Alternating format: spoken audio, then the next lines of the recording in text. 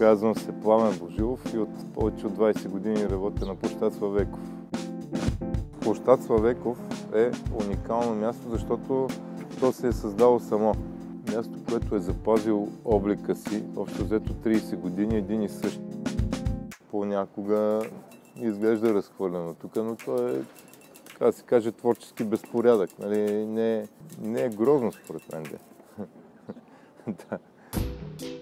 Случайни хора книги не продават.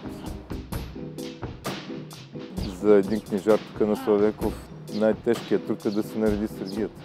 Звучи злободневно да редиш сергия, обаче всеки ден човек се сблъска с един творчески акт. Софиянците четат буквално най-разнообразни неща. Ако едно време книгите, които сме продавали, са били само няколко жанра, сега хората имат най-разнородни интереси. Все повече чужденци, според мен, купуват книги. Идват хора, които обикалят цяла Европа и потока е по-шарен. Но всички чужденци са много положително настроени към нас.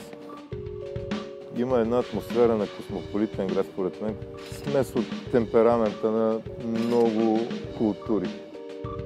Едно от най-софийските неща е, че всички имат някакво отношение към книгата.